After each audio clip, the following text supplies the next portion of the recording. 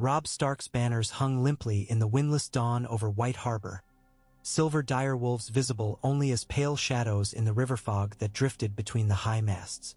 Across the still water, gulls screamed above a forest of spars, and somewhere in the unseen shoals a bell tolled soft and lonely, marking the hour when the city woke to baking bread and the slap of decking hammers. Theon Greyjoy inhaled the briny hush as though it were the first breath of a new life. He stood on the forecastle of Sea Wolf, a lean black galley newly christened for this war, her hull tar-slick and smelling of fresh oak. Beneath his gloved palm the rail felt alive with the promise of motion, and beneath the rail his heart beat like a drum long denied a cadence.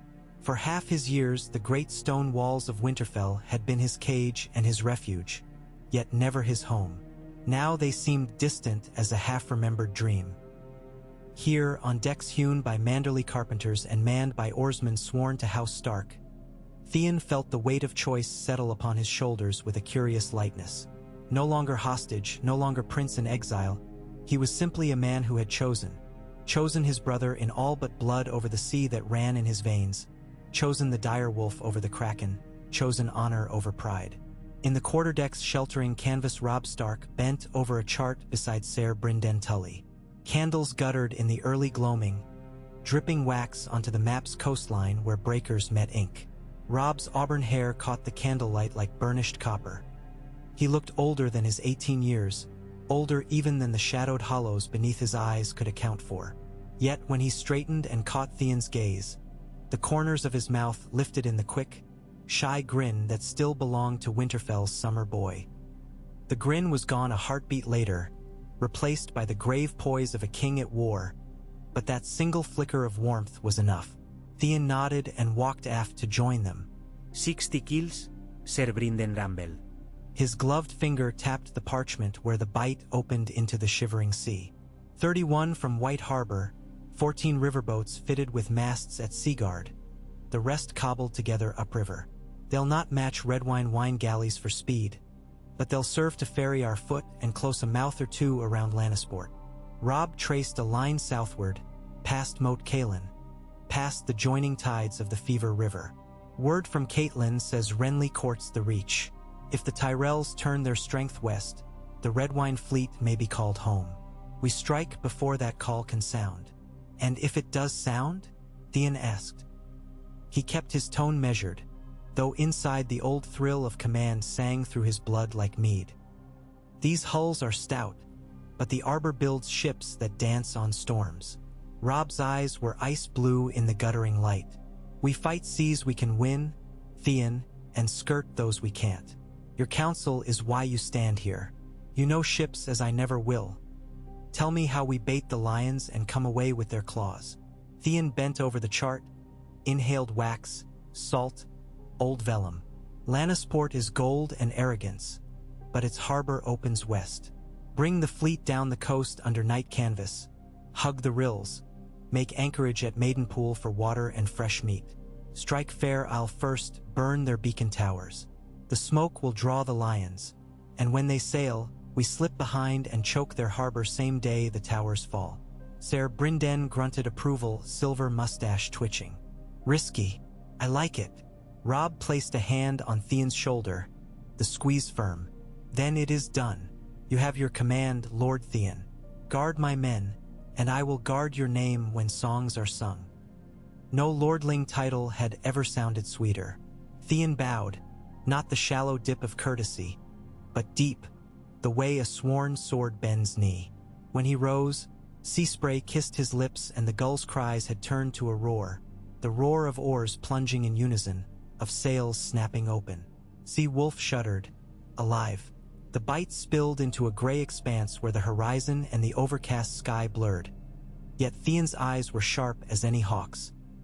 He stood astride the tiller, boots braced, sword belted loosely so its weight reminded him to stand tall. Below, in the long waist of the galley, 40 oars clattered as they stretched, then fell with a splash, lifting again in perfect rhythm at the drummer's call. The cadence rolled along the rowing benches like heartbeats. Night fell in smudges, violet and iron. Stars pricked the cloud layer at last. Theon drank them in every constellation a promise. Southward they sailed 3 days through rising swells, the fleet strung out like a ragged necklace of lantern lights. Twice they hove to offshore so outriders on swift river skiffs could drop messages at lonely coves. Ravens had been loosed from Riverrun. Tywin Lannister pressed Robb's host at the Green Fork again, yet Ser Edmure held. Stannis had sailed from Dragonstone. Renly parleyed at High Garden. Every scrap of news shifted the war's shape, yet nothing changed Theon's duty. Steer, strike, survive. On the 6th dusk after departing the north, Fair Isle's twin lighthouses reared against a band of dying crimson. Theon signaled with shield flash and torch code. Oars in, sails reefed, silent approach. Nets muffled chain, pitch-blackened blades. Beacons were doused aboard every keel. Wind died to a whisper. Tide crept landward, foul with kelp scent. They glided into harbor deeper than any man had charted since the days of the Sunset King. Lanterns twinkled along the quays, oblivious. Theon's men leapt shoreward, daggers ready, tar kegs hoisted. 10 had volunteered to swim beneath the nearest lighthouse, each slicked in goose grease against the chill. Theon watched them disappear, silver ripples closing grave quiet behind. Moments stretched like drawn sinew. Then, a muffled thud, a bloom of orange beneath the tower's belly, and the night exploded. Flame vomited skyward, black smoke billowing into star-scattered dark. Sea Wolf's deck lit red. Across the harbor, a second tower answered, erupting as if some angry god mirrored the first. Panic bells clanged. Fair Isle woke to hell. Theon lifted his blade, moonlight glinting along the edge, and shouted for every soul in earshot. For the king in the north. His voice was swallowed by fire's roar, by screams, by the rush of feet. But the oarsmen roared back, and in that deafening affirmation Theon felt the north claim him as surely as salt had ever done. Morning found the fleet pulling southward again, leaving Fair Isle a smoldering silhouette. By then Theon had slept but an hour, yet he stood fresh at the tiller. Wind unfurled his cloak. Ashes flecked his hair like snow. Messenger skiffs darted between hulls bearing casualty counts and captured stores. Minor losses, great plunder. Theon stowed the tallies for Robb's reckoning and climbed to the forecastle where the distant coast rolled green and gold. By noon, a scouting rider from Maiden's Bane intercepted them, breathless with news. A dozen Lannister longships had slipped Lannisport at dawn, red sails upon a rising breeze. They made for Fair Isle's beacon fires, ignorant of what awaited. The traps had sprung perfectly. Theon allowed himself a thin smile. In the cabin below, he unrolled fresh parchment and wrote in a firm, spare hand. Harbor choked. 12 enemy keels burning. Supplies seized. Your friend and brother in arms, Theon. He sealed it with black wax impressed by a direwolf striking through a kraken, a sigil of new forging. He imagined the surprise on Robb's face when the raven arrived. Not pride, he told himself, but proof. Proof that loyalty could be chosen. In King's Landing, Cersei Lannister received the first report 2 days later. Her bedchamber reeked of spilled wine and lavender oils, yet no fragrance could mask panic. Across a velvet-strewn table, Lord Varys hummed and clicked his tongue as if the words themselves tasted better than any honey. Fair Isle in flame, your grace. The beacon towers shattered like children's toys. Our harbor at Lannisport presently blockaded. A minor inconvenience, perhaps, but inconvenient nonetheless. Cersei's green eyes glittered. Minor? My father awaits reinforcements that cannot march across waves. And you tell me a boy prince commands our sea lanes. A boy grown tall, Varys mused, and no longer a hostage, it would seem. One might almost admire him. Cersei hurled a goblet. Red wine spattered the spider's slippers. Find me someone to drown this Greyjoy brat before his kraken grows new arms. Yet even vengeance has tides, and Theon's luck ran strong. At Riverrun the raven arrived at twilight, black wings beating against dun sky. Robb read Theon's brief lines thrice, each time slower, a smile dawning reluctant but genuine. Catelyn watched from the parapet's shade, wind tugging her auburn hair as banners snapped overhead. My lady mother, Robb said softly. All this time I feared I'd set him too hard a test. Catelyn's gaze drifted to the river, where torches glimmered on shallow boats conveying wounded men to Maester's tents. Theon has ever craved a place to belong, she answered. Perhaps we have given him one. Something like hope smoothed the worry lines across Robb's brow. Then may the Seven speed his oars. If Lannisport is closed, Father's killers will feel the squeeze from land and sea alike. He folded the parchment and, for the first time in many sleepless nights, allowed himself to dream of victory. But victories breed new dangers. While Theon's fleet harried the western shores, ravenquills scratched feverishly on the Iron Islands. Theon Greyjoy, seated upon his bleak sea-stone chair, read each account of burning towers with a face carved from basalt. At last he looked up, salt gray hair hanging damp across his brow. My son forgets his blood. The words rasped like stones in surf. He denies the old way and cleaves to wolves. Asha Greyjoy lounged beside the driftwood throne, eyes like deep water. He denies nothing, father. He claims spoils in battle. Were he ours still, would you not boast? Balon's fingers tightened on the letter until scalloped edges cut flesh. He sails under another man's banner. Asha shrugged. Better to ply sword than sit idle. We have fish to salt and nets to mend, yet no war worth the singing. Would you raise the isles on rumor? Silence stretched. Balon cast the blood-spotted raven message into a brazier, watched flame curl around wax. Rumor becomes roar when men listen. Summon the captains. Old way or new, a Greyjoy commands the sea. Unaware of the storm gathering behind, Theon pressed his advantage. For a fortnight, Sea Wolf ranged the Westerland's coast, raiding hamlets, torching watchfires, seizing every vessel that dared slip harbor. Gold flowed into Stark coffers, or what coffers could be spared such perilous bounty, while panic nettled the Lannisters like a hornet swarm. At night, Theon lay sleepless beneath the gentle sway of hammocks, mind roiling louder than any gale.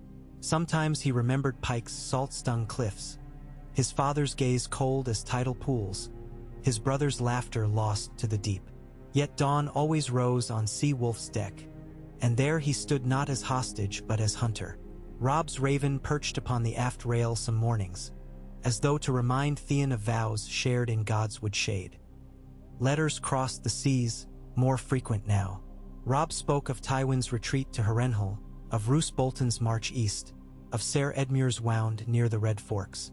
He spoke, too, of Arya missing and Sansa a captive, of whispers out of the Vale.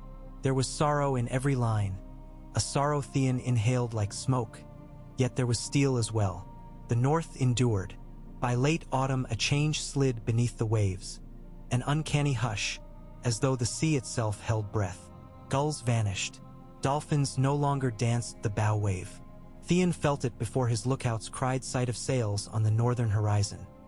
Black-hulled warships, strange and lean, their prows carved as beaked krakens. Iron-born keels. Theon Greyjoy had come to claim his wayward son. They met beneath a smoky sky off Cape Kraken, 30 keels aside. Wind howled through rigging, whitecaps tossed like wild stallions. Sea Wolf pitched hard but held her course as Theon paced the quarterdeck. In the distance, the flagship of Pike surged, her captain's whistle shrieking orders. Signal colors, Theon barked, teeth bared. Black over blue, parley. Colored lanterns rose on halyards, but answer came in fire. A hissing pot of wildfire arced from the Pike flagship's catapult, shattering on the water 50 yards astern, green flames leaping hungrily across the waves. Ironborn did not come for talks. Oars bit water. Sea Wolf veered hard, the rudder groaning. She'll foul us from windward, shouted Harlan the boatswain. Then we tack leeward. Theon's voice cut through spray. Loose ballast to starboard. We ride her flank. Men hurried, chains rattled, and Sea Wolf rolled dangerously as ballast stones plunged. But the maneuver spun her like a dancer. She slid beneath the enemy catapult's arc grapnels whistled overhead from a second iron-borne galley. One caught in the shrouds but was hacked free. Return arrows stitched the sky, Stark fletching hissing into iron-born ranks. Theon drew his long sword. For a heartbeat he saw Balon across the widening slash of sea, gray-bearded, wind-whipped, his own sword raised high. No words could bridge that gap, only blood. He whispered a prayer not to the drowned god but to the nameless old gods of Winterfell, then led the charge. Sea Wolf rammed. Timber shuddered, snapped, locked. Men screamed as decks collided. Theon vaulted the rail, boots skidding on wet planks, blade rising, falling, rising again. Iron clang echoed thunder. Salt spray tasted of copper and despair. Hours bled together until dusk stole color from the world. Smoke drifted thick, reeking of pitch and char. When the last Ironborn lurched over the side into dark water and silence settled, Theon stood swaying amid the wreckage. Balon's flagship lay in ruin astern, her mast a splintered spear pointing accusingly at the blank heavens. The old kraken was gone beneath the waves, taken by the very god he worshipped. Sea Wolf's decks ran red. 80 good men lay dead or dying. Yet across the ragged line of surviving keels, Stark banners still flew. The sea was theirs at cost beyond counting. Winter's first snows dusted the hills north of Case when Robb Stark received Theon's next raven. He read it alone, lantern casting long shadows across his tent. One line cut deepest: "My father is dead by my hand. I loved him, yet I chose you. Let the world judge me as it will." Robb set the letter down. In the quiet he felt the weight of a crown forged not of gold but of sacrifice. One more friend bled dry in his name. One more ghost to walk beside him on the road he'd chosen. Outside, snowflakes drifted like pale embers. The war ground on, remorseless. But somewhere beyond the cold hills and colder politics, a battered fleet under Stark banners prowled the sunset sea, commanded by a man who had remade himself in fire and salt. And perhaps Robb thought that would be enough to turn the tide. Theon Greyjoy stood once more on Sea Wolf's prow as dawn broke clear and bitter. Ice rimed the rail, breath puffed white. Behind him, the fleet sailed in silence, masts creaking under hoarfrost. South lay Lannisters, rich, unwary, ripe for siege. East lay Riverrun, where Robb mustered strength for the crossing into the Westerlands. North lay home he had outgrown. He closed his eyes, felt the ship's pulse beneath his boots, and let the cold bite him awake. In that moment he understood that loyalty was not chains but wings. Painful to earn, precious to keep, able to carry a man beyond all waters he had ever known. "Helm to bearing east-southeast," he commanded. "Full sail. Let the lions hear the thunder of the north." Sails bellied. Oars dipped like 1,000 beating hearts. Theon raised his sword to the newborn sun, and a chorus of voices roared behind him. Stark men, river men, even a few resworn Ironborn who had chosen life over oblivion. Theon's voice joined theirs, fierce and clear, ringing over the cold sea. For Robb, for Winterfell, for the North. And in the cry that followed, the world's shape shifted subtly, irrevocably, toward a fate uncharted by any maester's ink. The Kraken served the wolf, the sea served the land, and Theon Greyjoy, once hostage, sailed on as brother, captain, and maker of tides yet to break upon the shores of history. Mist veiled the waves as Sea Wolf and her sisters crept south through the shallows beyond Case, their lanterns hooded and their decks muffled beneath wet canvas and goat hair rugs. Theon Greyjoy stood barefoot at the prow to feel every flex of his galley's timbers, ears tuned to the hush of oarlocks and to the deeper murmur of breakers sliding over hidden sandbars. The coast that unrolled to starboard was slate dark and bristling with holly. Yet here and there the Lannisters' arrogance shone like scattered rubies. Watch beacons kept ablaze night and day so westbound merchants might praise the Lord of Casterly Rock for safe harbor. Tonight those flames would serve other masters. Behind Sea Wolf the Stark fleet stretched in double column, keels ranked like wolves on the scent. Maiden's Bane had the van of the Northern Line, her skipper a taciturn Manderly cousin called Ser Lander the Lean. Riverlord vessels held the leeward file under Ser Brynden Tully's grim oversight. In the half-light Theon could make out the Blackfish's silhouette on Red Vengeance's quarterdeck. a prowling shadow in black brigandine that never seemed to feel the cold. Dawn approached, a thin gray brightening at the rim of sea. Theon raised a hand. Sea Wolf's drummer fell silent, oars seizing midstroke.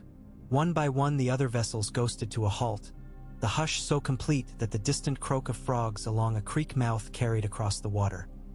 A gull swooped low, pale wings catching the first livid wash of sunrise, then wheeled away with a shriek. Theon turned aft. Signal. Harlan the boatswain cranked a small lantern shutter thrice. Long, short, long. Farther back torches blinked in answer, the code rippling through the formation. Ser Bryndon's flagship replied last. Ready. Stand by grapnels, Theon ordered. Archers to bow shadows. On my mark. He drew a deep breath, tasting salt and tar. Somewhere inside his ribs a child of Pike still whispered doubts.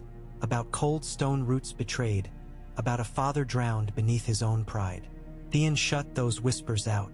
He was bound to a different line now, a line traced in Wolf's blood and water both. The sea would accept that truth or break on it. Mark. Sea Wolf's oars dipped together, blades biting.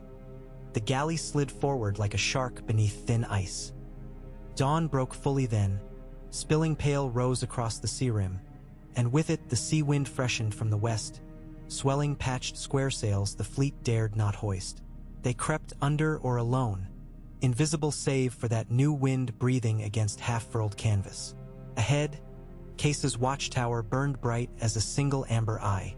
Theon's longboats would strike there first, a clutch of fisher coracles disguised beneath lobster pots and reed nets. He pictured the half-asleep guards leaning on spears as the false fishermen drew close. A yawn, the splash of a net, then river blades and bellies before throats could cry warning.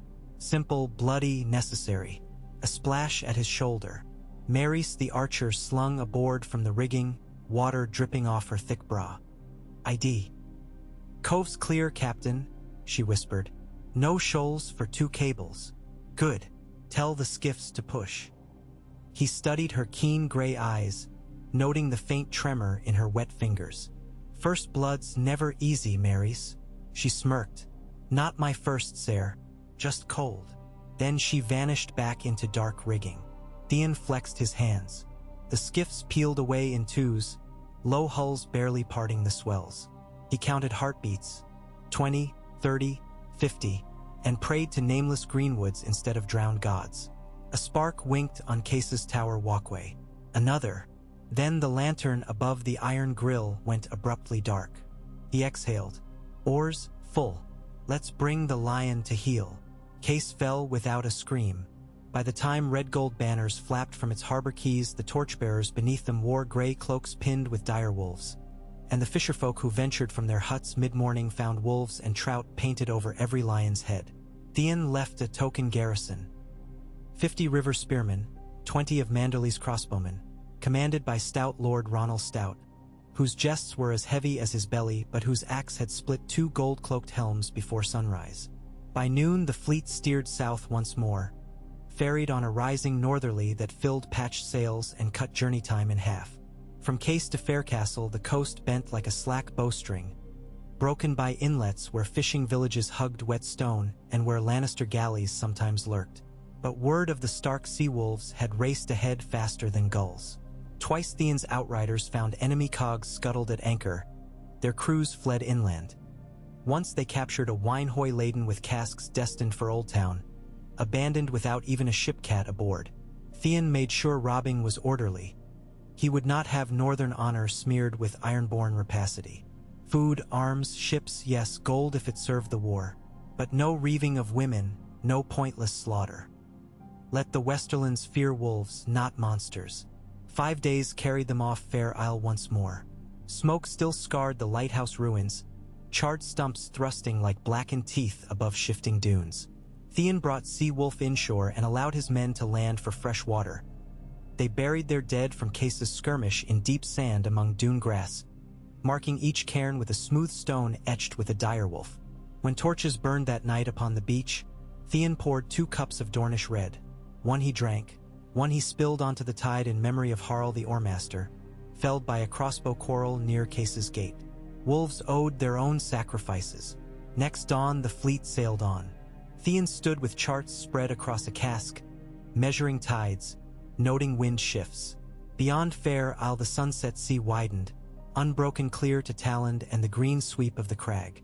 Then at last Lannisport itself, jewel of the west, wealth of gold and fleet of red-sailed pride. It was there Robb's design would live or drown. Ser Brynden joined him, iron-gray hair whipping in the gale. Riders from Seaguard yesterday. Robb crosses the Red Fork soon. His outriders harry Ser Amory's vanguard already. If the lions turn home to defend their cubs, it will be because you bite deepest. Aye. Theon folded the chart. We must choke their harbor before they even guess we're near. The twin rocks north of Casterly's Light, our engines anchor there. Tully galleys faint southward, draw their fleet out, then double back. Stark keels drive into the harbor mouth under tide. 2 stone throwers hurl firepots at their grain warehouses. We gut them, not kill them outright. Hunger makes softer roars than rage. The blackfish's laugh rumbled like gravel. And do we leave any lions breathing? Enough to sing of what they saw. Theon's smile was wolfish. Fear is a sharper blade than any I own. Night closed about them. From the galley's waist came the rowers' low chant. An old tongue hymn they claimed warded storm spirits. Theon listened, heart thudding to the oar-drum rhythm, and thought of Balon's corpse sinking under those same waves weeks past. The sea kept every secret, but it also told endless tales in wind and foam. Let it carry this one to Casterly Rock before he ever crossed their horizon. But the sea is fickle as any god. 3 nights shy of the crag, a gale rose without warning, roaring out of the southwest like some colossal lion given wings. Raked by icy rain, the fleet scattered, masts splintering, lines snapping, decks awash in black water. Sea Wolf's mainyard cracked midstorm, casting canvas into the spume. Theon himself lashed the splinter as Harlan's gang spliced rope in blinding sleet. In the glimmer of lightning, he glimpsed Red Vengeance broach hard to starboard, her stern castle smashed by a rogue roller. Then darkness swallowed all.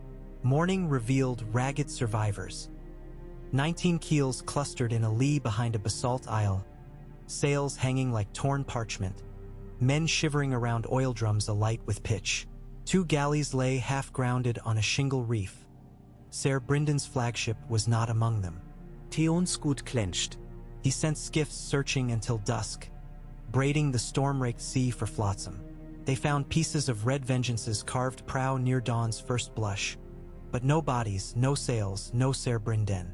Grief weighed heavier than shattered spars. Blackfish Tully had been Robb's right hand upon the water, a living legend. Worse, with 30 keels lost or crippled, Theon's strength against Lannisport shrank by near half. Yet if he limped north to refit, the Westerlands would rally behind fresh harbor chains and stone booms. The chance would pass. He gathered his captains on Sea Wolf's aftercastle, 9 gaunt faces lined with salt wind fatigue. Above them gulls screamed, drawn by the stench of burst stores. Theon met each earnest stare in turn before speaking. Ser Brynden would have pressed on, and so shall we. His voice rasped like rope over tarred wood. We cannot take their outer fleet in open water now, agreed. So we deny them open water. We strike at night, under wind quiet. 3 keels scuttle at the harbor mouth, fill holds with stone and sink them as tide ebbs. We ground another across the South Channel.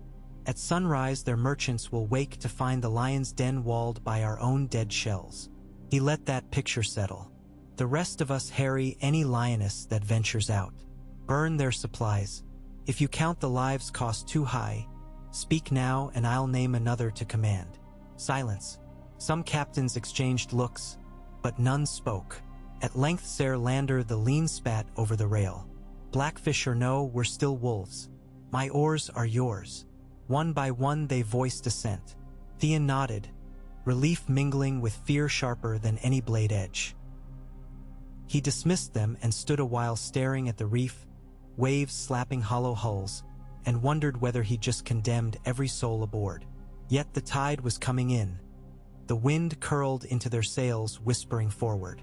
Sometimes the only path left was through. For nights later, Lannisters slept uneasily. Traders whispered of smashed towers and vanished galleys, of wolves wearing kraken smiles haunting sunset waters. Yet the sea looked calm, the moon a sliver, and the harbor patrols had double watches. Surely that would be enough. Just before midnight, a lantern blinked thrice atop Seacheg's spire, the southernmost tower on the inner mole. The guard who saw it frowned but decided some dockmaster signaled a returning cog.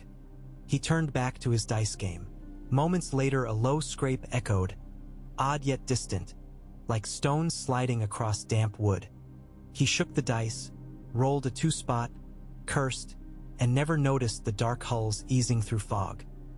Sea wolf, maiden's bane, and gallant trout rode silently to the breakwater mouth, each hold crammed with boulders the weight of draft horses.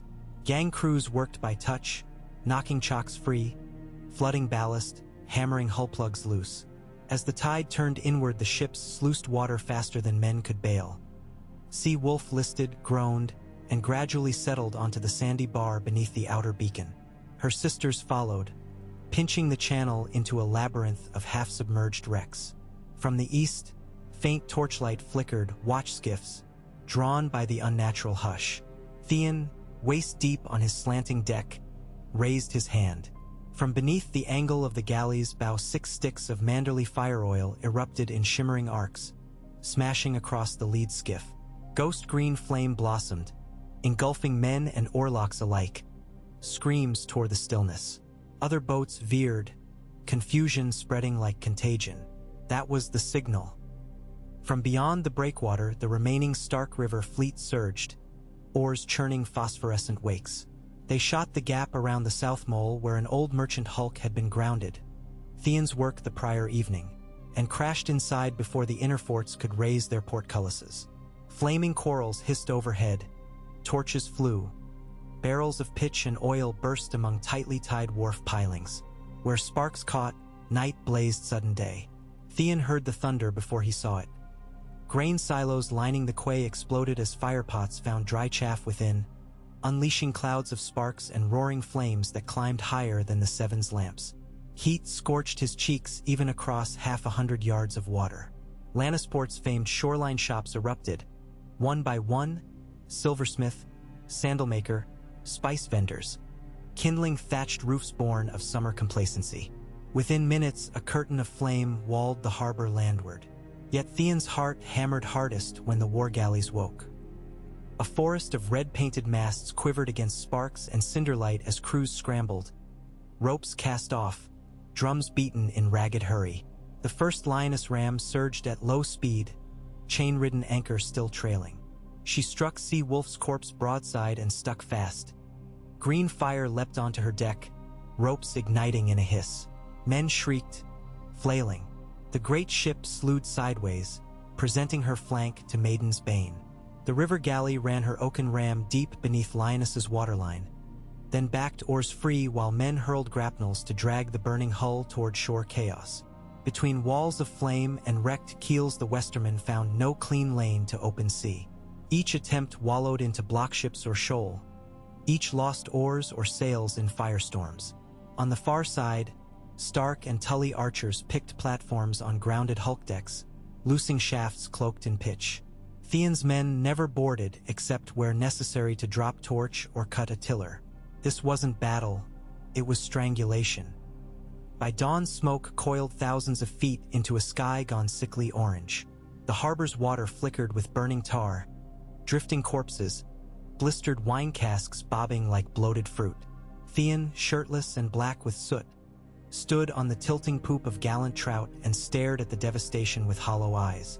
He felt no triumph, only a grim certainty that they had crossed some invisible line between soldiering and ruin.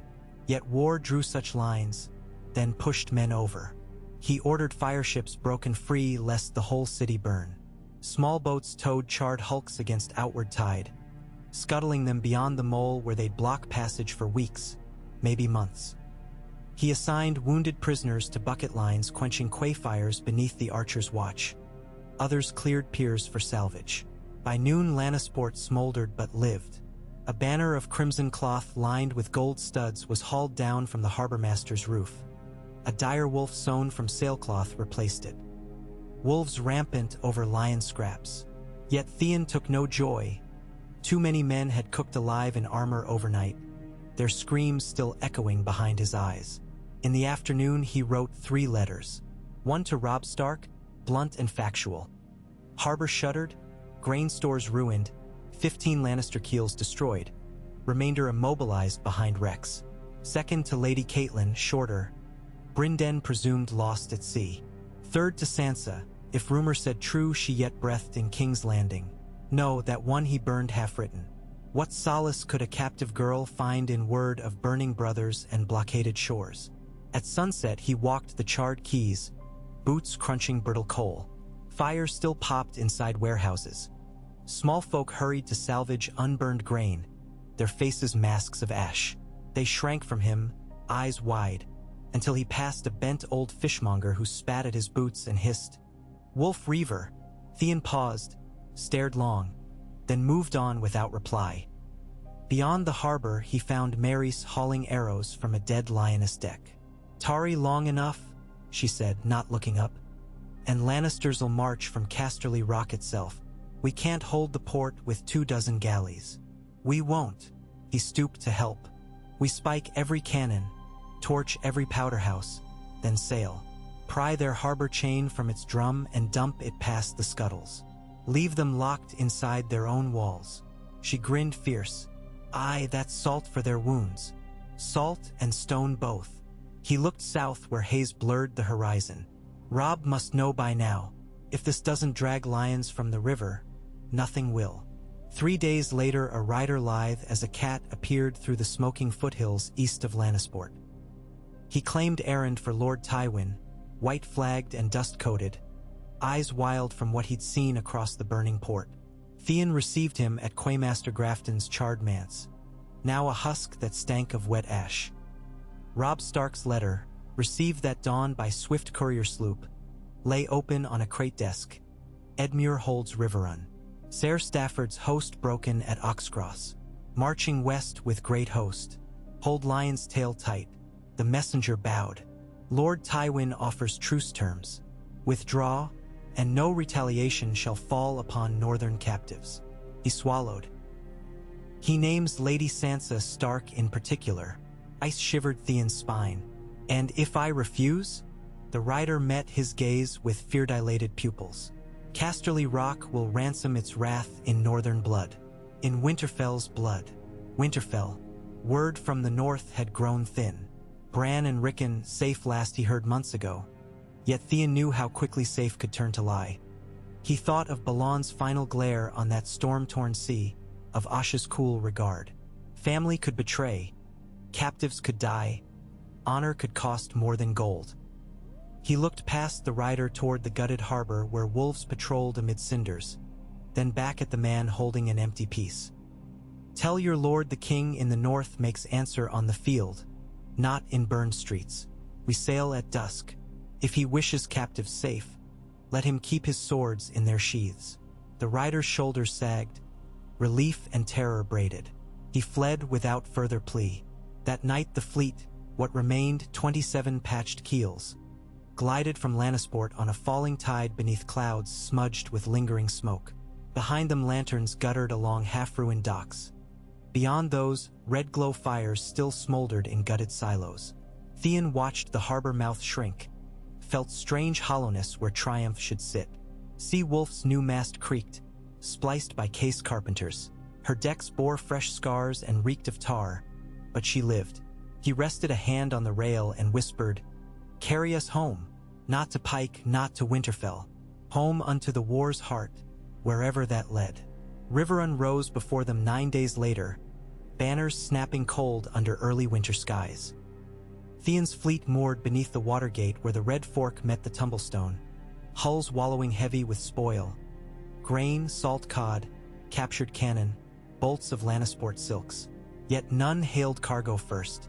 All eyes sought the figure who strode across the riverside quay, auburn hair wind-tossed, gray direwolf cloak sweeping. Robb. The king embraced Theon the moment his boots touched stone. arm strong, voice ragged. 7 keep you, brother. Songs will make small of what you've done, but not I. Theon returned the embrace, feeling ribs ache against Robb's brigandine studs. Songs speak of victories, not ghosts. We lost Ser Brynden. Robb's throat worked. A raven came, a grave blow, yet his death buys us roads unbarred. My outriders skirmish within sight of Casterly Rock itself. He stepped back, studying Theon's hollow cheeks, soot shadows haunting eyes. Come. We feast tonight not for victory, but for the men who brought it. They feasted in Riverrun's great hall among rushlights and bearskin tapestries. Roasted river boar, trout in almond crust, honeyed turnips. Music faltered when toasts were called for the fallen. Brynden Blackfish, Harl the Oarmaster, Axel Rivers, Maiden's Bane's Quartermaster, names enough to line a hall of their own. Theon drank little, ate less, eyes drifting to shadows every time the door thudded with new arrival. He half expected Theon Greyjoy's wet corpse to shamble through, trailing kelp. After the third course, Robb rose. You all know Theon Greyjoy. A rumble of approval, fists on trestles. Robb's gaze swept the room. He was my brother in Winterfell, my hostage in peace, my captain in war. Last moon he burned his own fleet to keep ours safe, slew his father rather than forsake his word, and sealed the Sunset Sea against our foes. He drew a slim silver circlet from a purse, cat's gift, forged for Robb's lord captains. Kneel. Theon's pulse thudded. He knelt on one knee, sword bared and held across palms. By salt and stone, by fire and blood, Robb intoned, I name you Lord Captain of the Wolf Fleet, Warden of my coasts, and brother true. He set the circlet upon Theon's brow. Rise, Lord Theon of Sea Wolf's watch. Applause thundered off rafters. Horns blew. Yet in that roar Theon heard only the faint hush of breakers against a ruined harbor miles and moons away, and in that hush he swore anew. He would not fail the hand that lifted him. He would be the tide the north rode to victory, or the stone on which it broke. Later, when the hall emptied to drink elsewhere or find straw pallets, Robb and Theon lingered beside the dim banked hearth. Candle stubs burned low.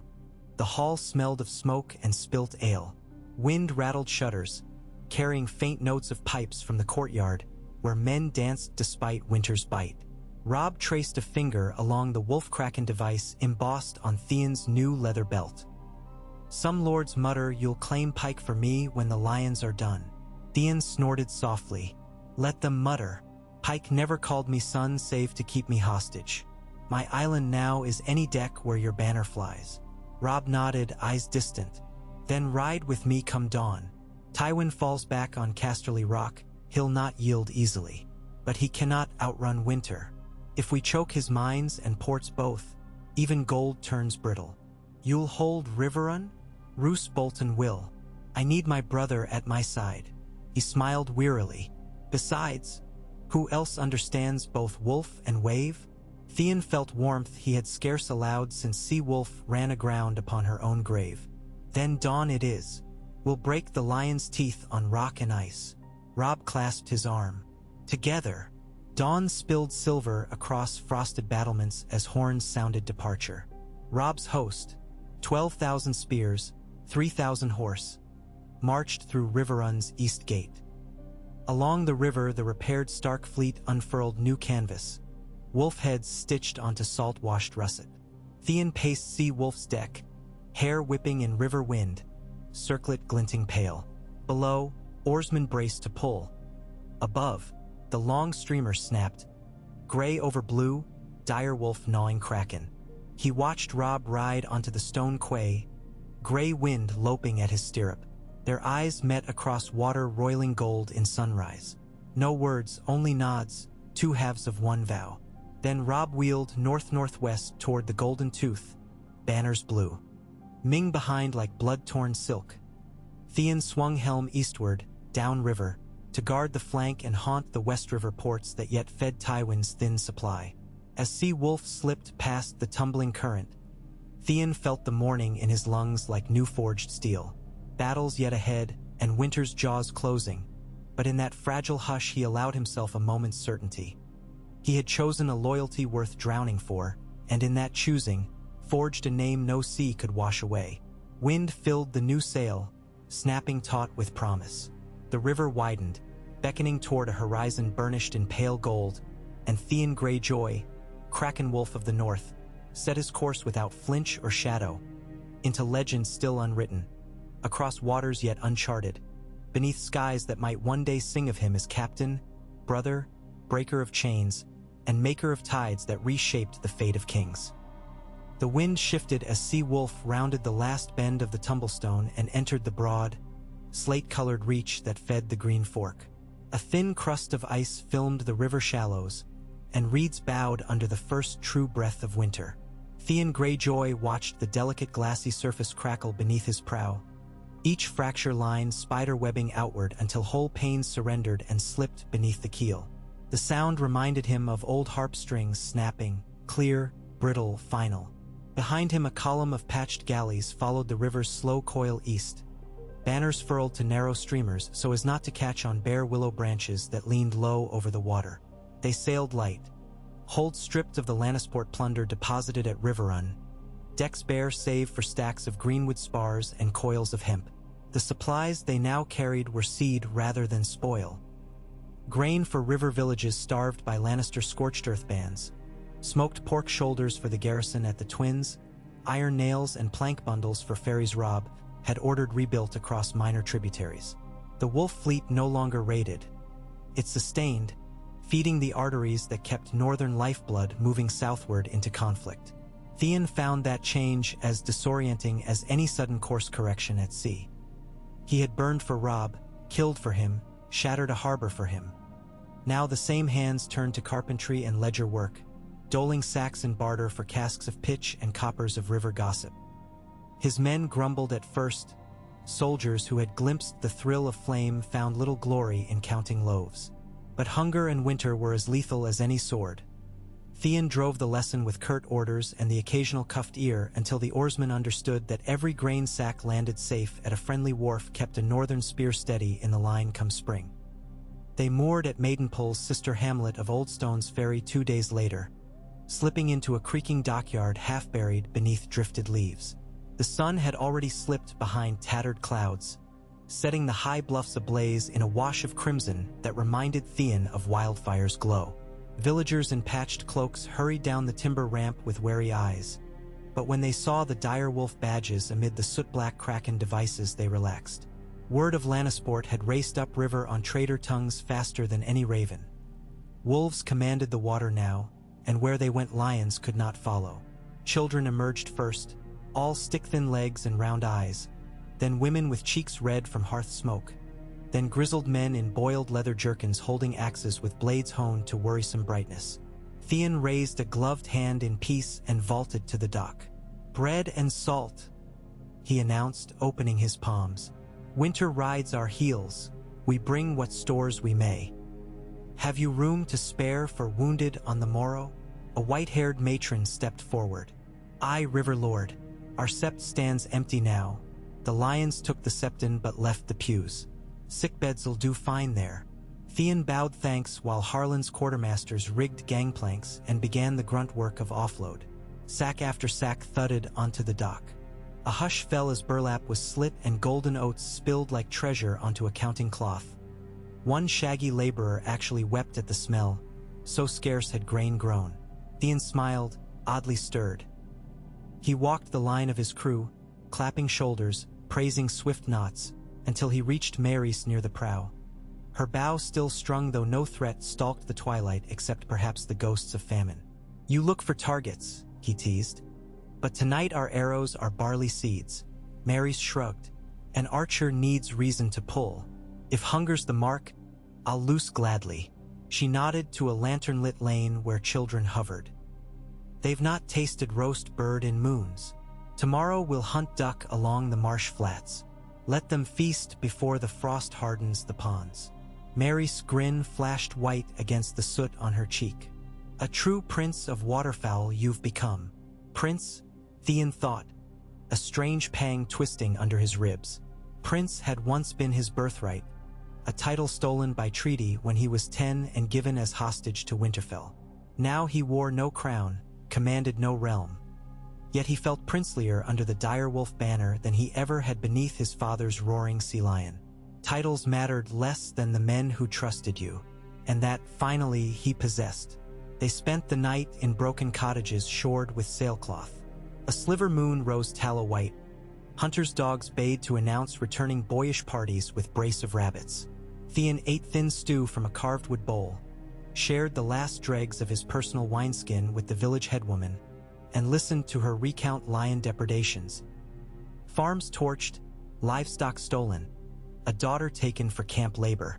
He promised, with no bluster, that northern justice would answer come thaw. Before dawn the fleet slipped its moorings, gliding off under a sky of pale crystal. Theon lingered on the cottage threshold long enough to watch the headwoman dole porridge and smile for the first time in many trials. Then he jogged for the plank and sprang aboard Sea Wolf as ropes coiled and drums found cadence. Theon's mind drifted during the oarwatch, tracing maps unseen on the gray water. Robb marched northwest of Casterly Rock now, pinching Tywin between frozen high valleys and starving holdfasts. Scouts claimed Ser Kevin attempted sorties south but found every bridge burned or guarded by Bolton outriders. At sea, Raven spoke of Redwine keels recalled to defend Arbor lanes from rumored Ironborn resurgences. Asha's hand, perhaps, though Theon doubted Balon's daughter would risk new fleets after her father's fall. Yet rumor also whispered of a shadow-crowded captain named Euron taking black sail reavers up the Mander. Theon felt an old chill whenever the name surfaced. Euron had always loved knives more than kin. For now, though the south drowned in its own turmoil, Renly slain by treachery, Stannis broken on Blackwater fires, the capital held by a boy king and an iron-quilled viper for a mother. Robb's star seemed to rise unopposed, but Theon had worn victory's mantle before only to see it tear away. Triumph made men blind. The sea taught humility.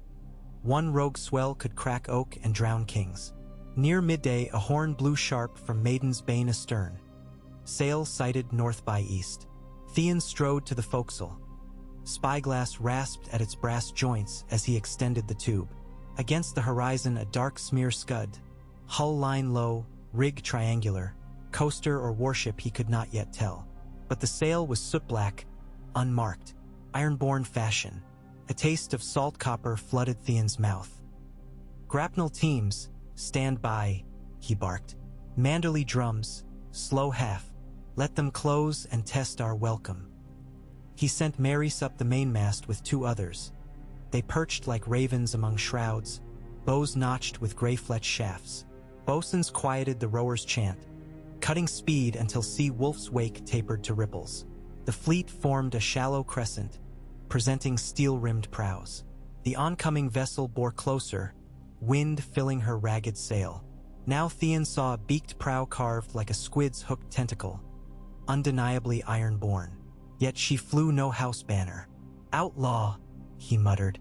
Within bowshot, the stranger turned broadside but did not heave to. Instead, a horn bloomed from her deck. 3 short blasts, 1 long. A code of the islands? Theon strained memory.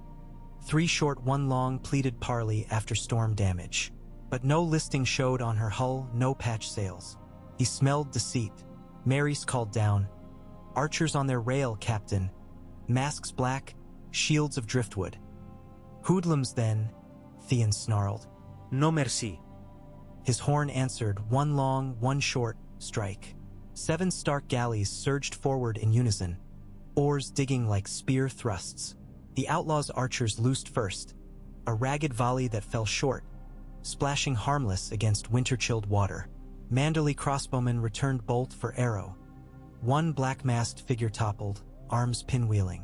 Sea Wolf angled to ram. The outlaw attempted a desperate tack, but her sail fouled on a jury rig, canvas snapping violently. She lost speed.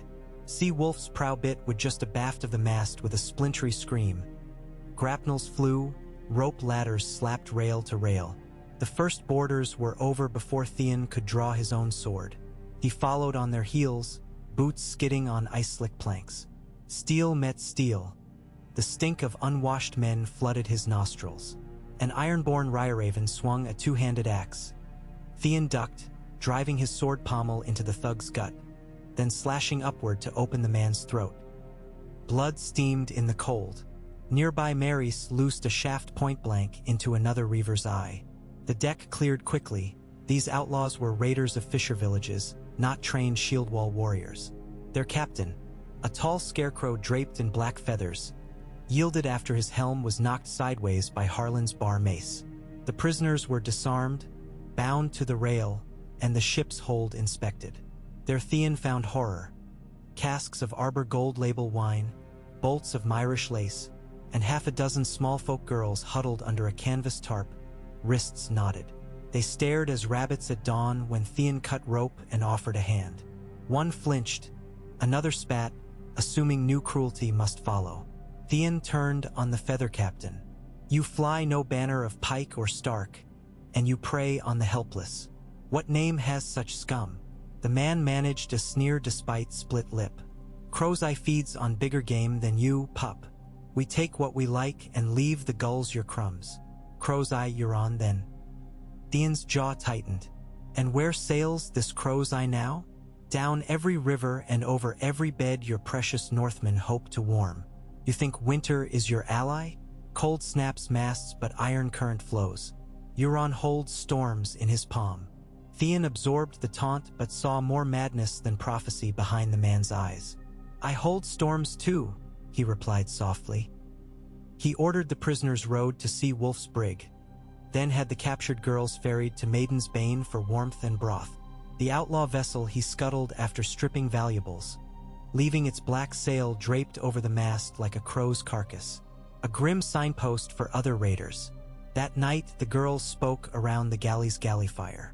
They hailed from Stonehenge hamlets, snatched 2 moons passed by reaver parties that struck at dusk and vanished by dawn. They knew nothing of greater wars, only iron men with black lips singing of the Night Sea Queen. Theon felt dread coil. Euron's heresies grew bolder. If the Crow's Eye truly raised fleets in the south, Robb's backwater supply lines might choke just as they approached victory in the west. He penned urgent raven letters to Robb and Lady Meage Mormont, whose island guard kept watch along Bear Island Straits. Ironborn outlaw bands on Green Fork. Suspect Euron. Send longship scouts to Torlin Mouth. Secure White Knife Delta. He sealed each with the Kraken Wolf stamp. A week later they made camp at a ruined mill near the crossroads where King's Road spanned the Trident. Snow fell in slow, silent flakes, layering broken timbers and turning the burned mill wheel into a pale skeleton.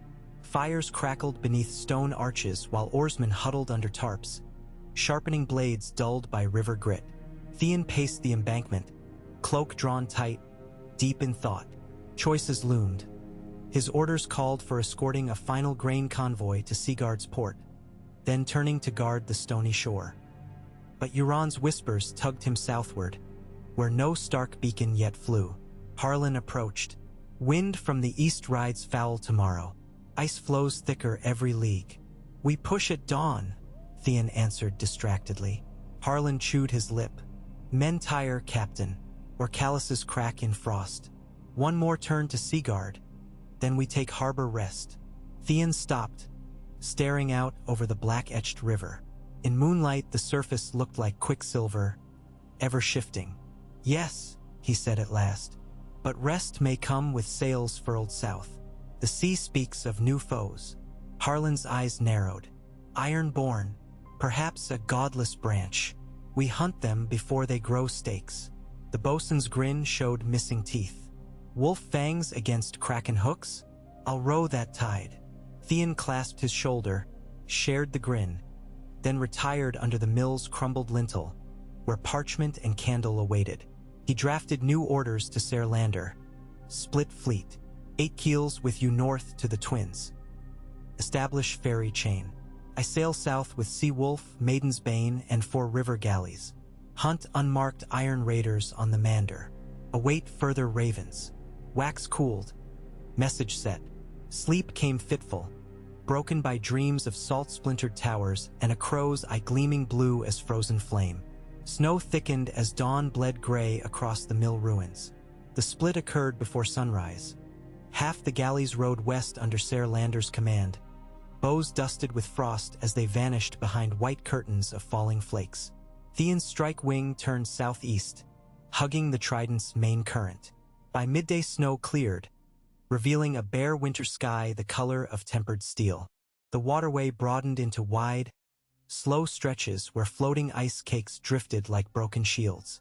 Oarsmen learned to angle blades between flows, cracking them aside with dull thuds. Progress slowed but held. On the second sunset, they reached Derry's dismal landing. Little more than a rickety pier and a burnt manor visible above ravaged wheat fields. Smoke rose from a single intact chimney where once a proud keep had stood before Gregor Clegane raised it. Theon sent scouts ashore. They returned with a sobbing woman who had hidden in cellar rubble for months. She told of bandits dressed as lions but speaking river tongue, stealing survivors' grain and dragging men to dig palisades for unseen masters. Theon guided her gently to a cookfire and fed her honeyed water. Bandits must eat. They'll follow the roads. Rest, and we'll see bandits no longer plague you. He left her with Mary's cloak around thin shoulders. That same night, beneath starlight so sharp it seemed to rattle, he convened his captains in Sea Wolf's cramped chart room. Map pins marked their passage. New ink scribbles circled rumored reaver sightings south near the Mander Delta. Euron chases ambition, he told them. But bandits north are mere carrion crows feeding on the war's edges.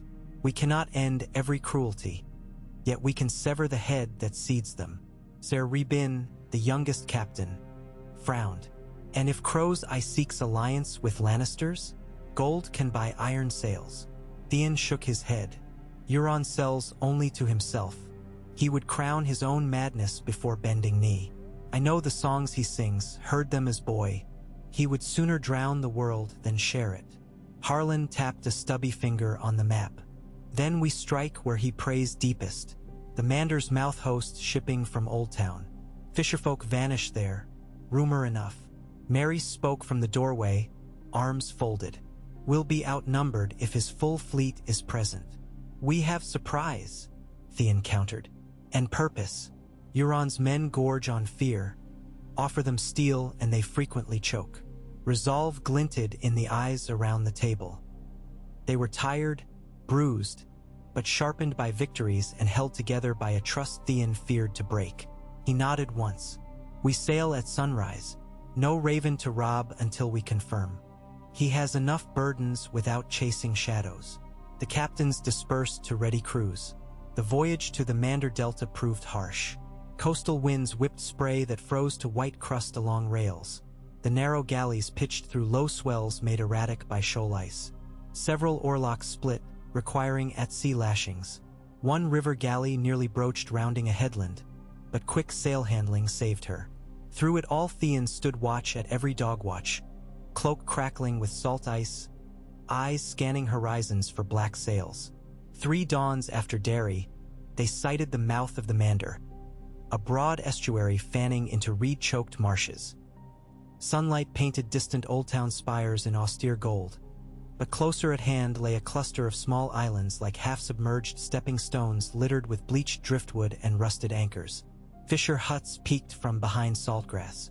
No smoke, no boats. They rowed cautiously into the channel, water brown and slow.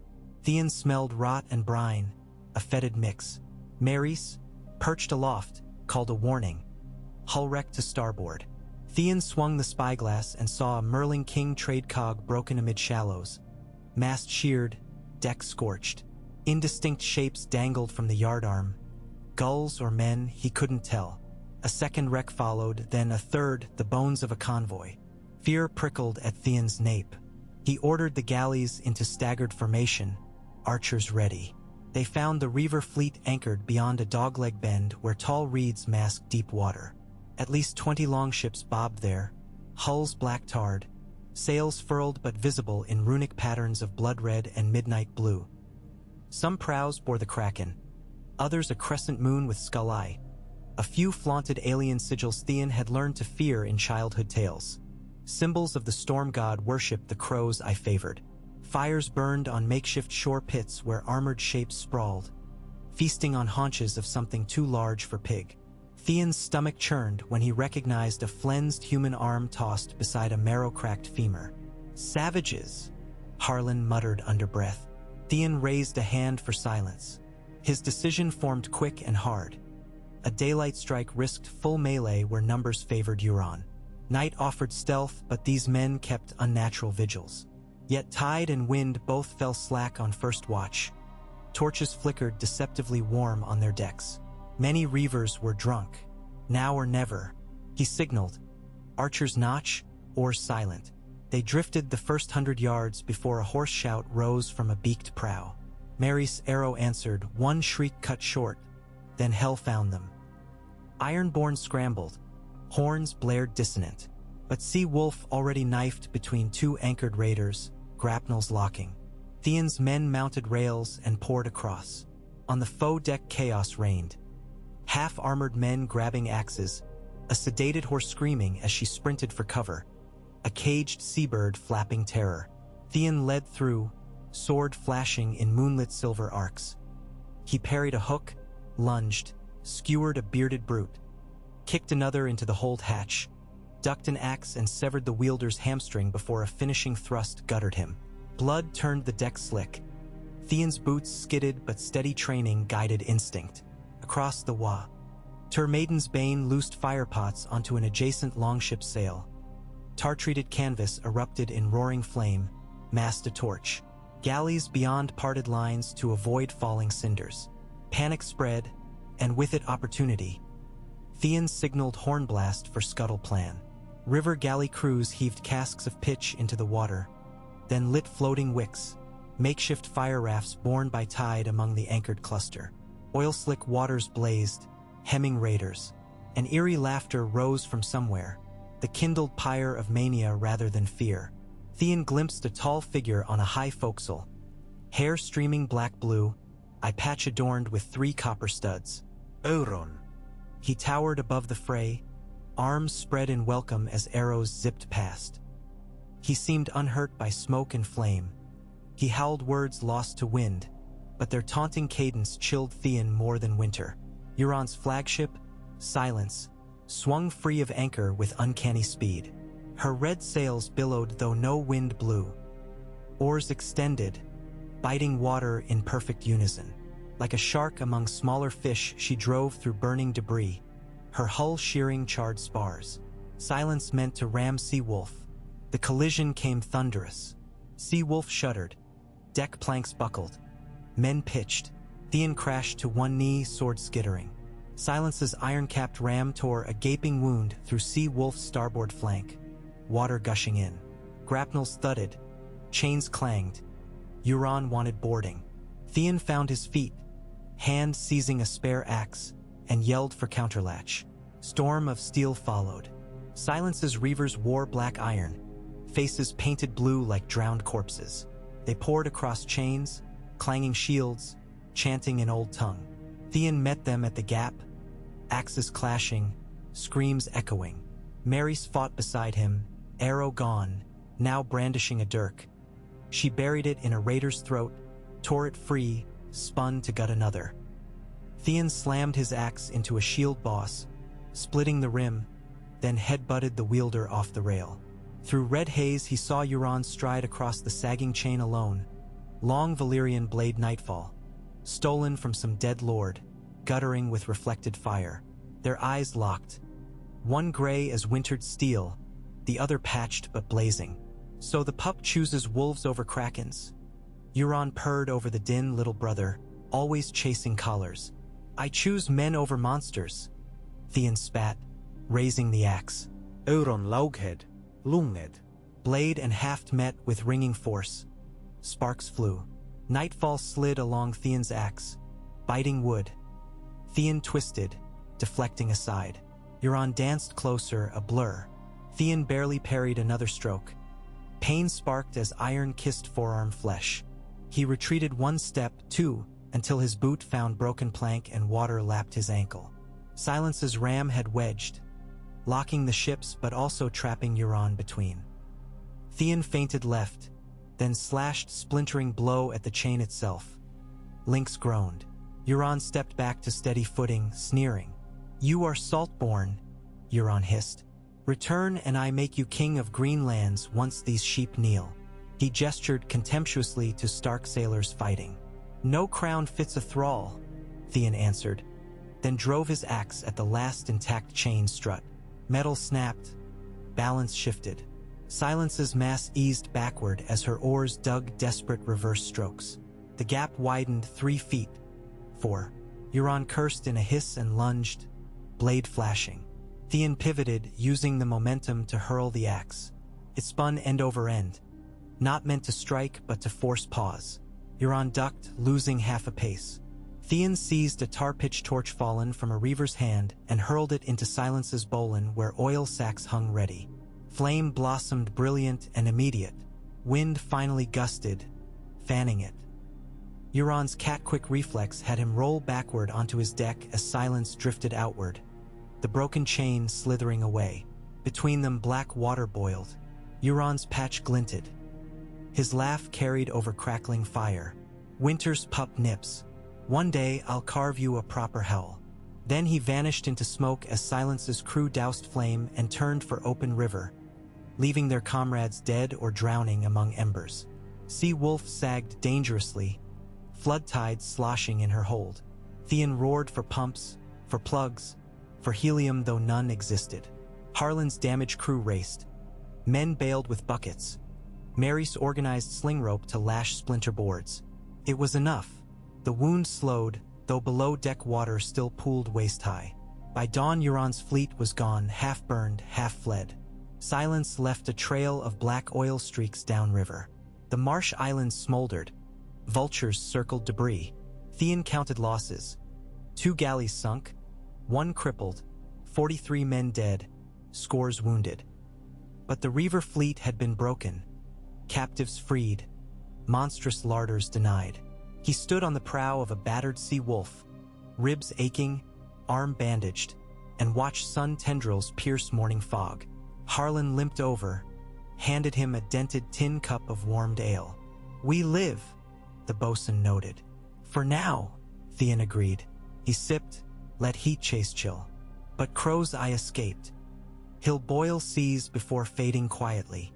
Harlan snorted. Then wolves learn to hunt storms. Theon looked south where the river wound toward Old Town, spires gleaming. We warn the Hightowers, then we sail for home. Robb must know. Mary's approached, blood-stiff sleeves scratching when she saluted. Galleys patched, Captain. Ready on your word. Theon surveyed his ragged command. Sails scorched, rails dented, but men alive, faces resolute. He felt pride and dread mingle, as ever. Set course northwest, he ordered. Let the rivers carry our story to every hearth. The north still sails. Ravens flew ahead, bearing tales that outpaced winter gales. By the time Sea Wolf limped through the water gate at Riverrun again, banners of many houses thronged the ramparts. Mormont, Glover, Reed, Tully, Manderley, even the sunburst of Housedane whose sword envoys had joined Robb's cause after Blackwater. The yards erupted in cheers. Drums pounded. Gray wind howled greeting from the eastern courtyard. Robb, leaner and harder than weeks past, strode to the quay before the lines were secured, clasping Theon's good forearm and pulling him close. You bring ghosts on your hull, he murmured as if afraid to break some fragile spell. Better ghosts than reavers, Theon replied hoarsely. They spoke long in the solar, candles guttering as snow hissed against arrow slits. Theon detailed Euron's madness, the slaughtered cogs, the near-run fight. Robb listened, jaw working. When silence finally fell, he said, You have given me time, brother. Without your warning, the Mander might run red right into spring. He paced to the hearth, stared into flames. Yet each victory spawns new wars. The river is free for now, Theon offered. Your host can winter in security. Robb turned, eyes blue steel. My host won't winter. We march. Tywin retreats into his rock with barely enough stores for a siege. If I give him months behind those walls, he'll barter gold for fresh allies. Theon frowned. Siege in snow risks attrition. Not siege. Robb's voice dropped. Assault. A cliff approach revealed by miners from Castamere. Night rope ladders, spears swift. Claw the lion from his den. Madness, Theon whispered. Perhaps. Firelit shadows danced across Robb's brow like battle scars. But winter wolves risk mad hunts or go hungry. Will the sea aid? Theon inhaled slow.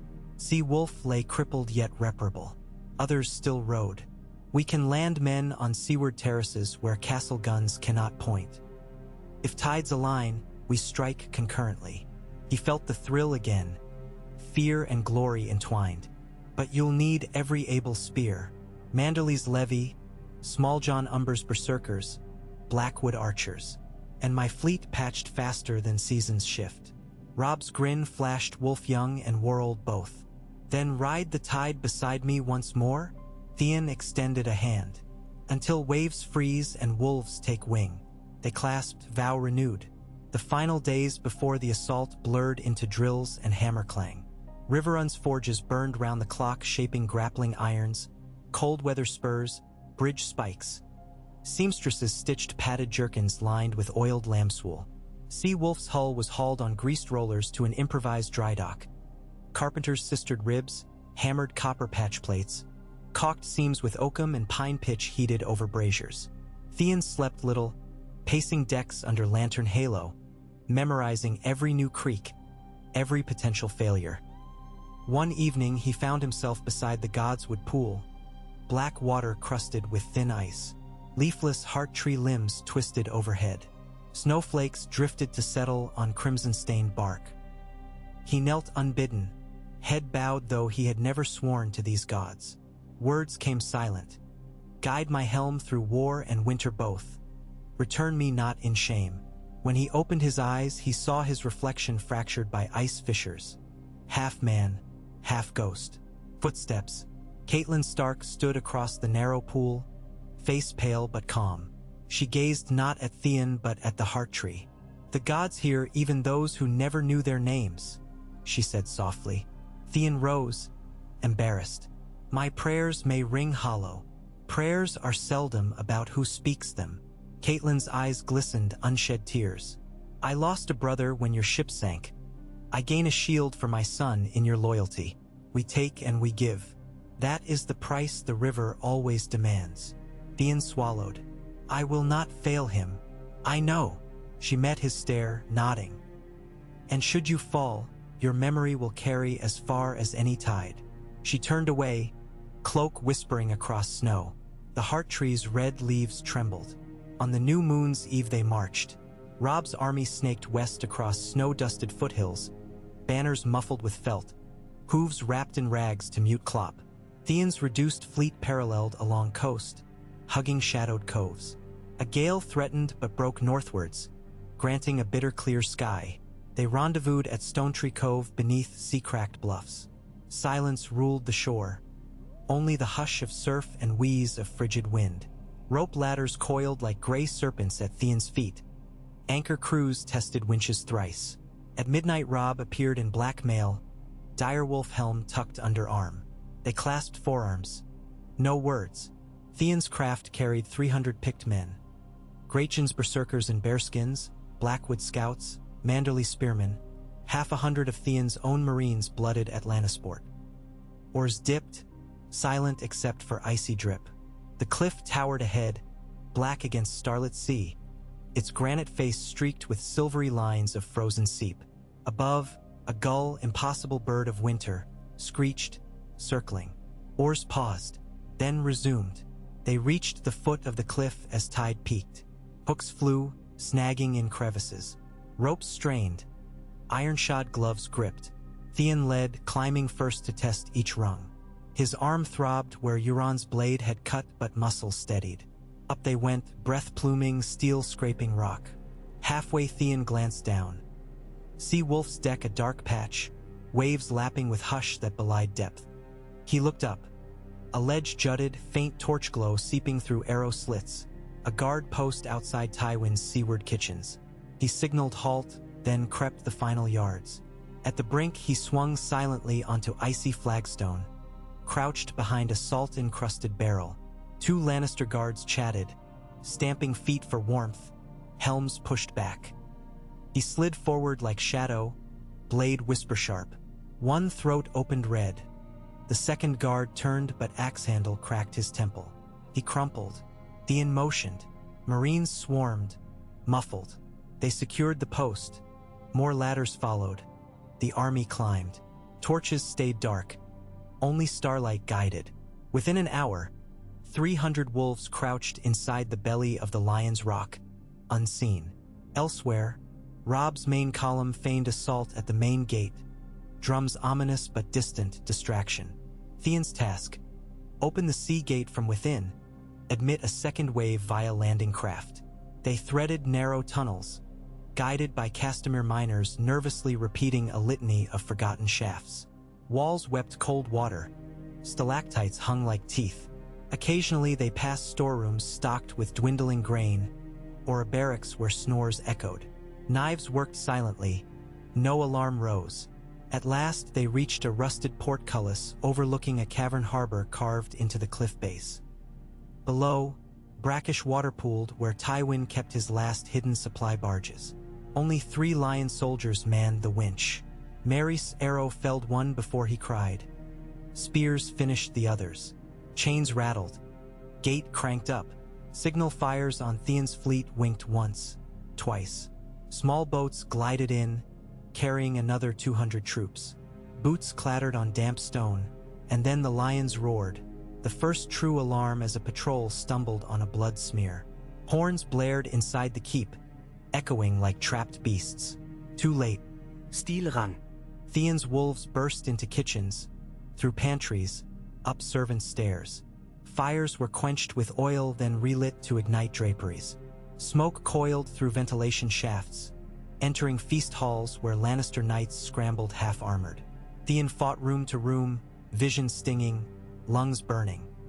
He met gold cloaks from King's Landing hurried to reinforce, cut a path, lost Harlan beneath a falling beam yet pressed on.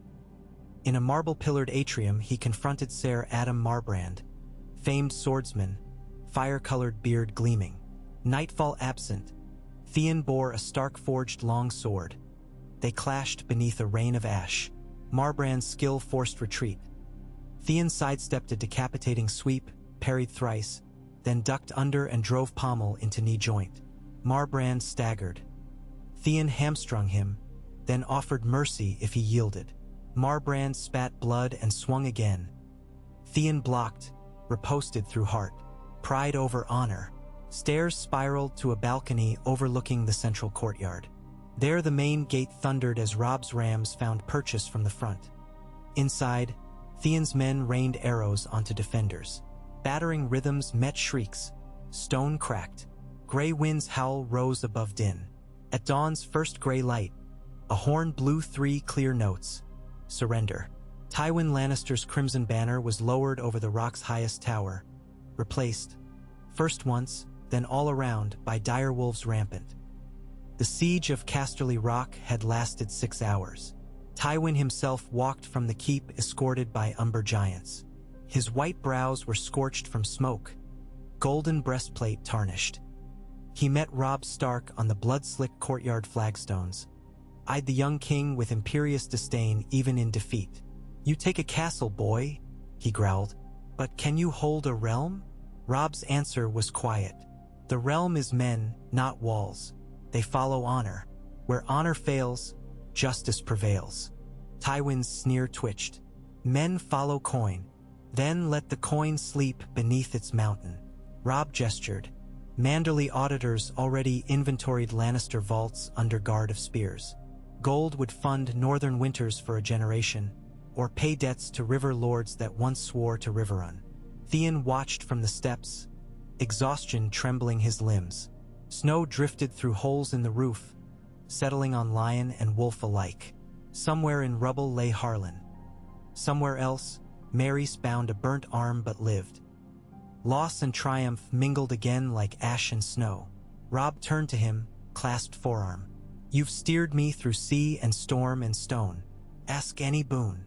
Theon scanned the smoking keep, the shocked prisoners, the banner-reborn courtyard. He thought of Euron still at large, of rivers yet hungry, of winter's jaws unyielding.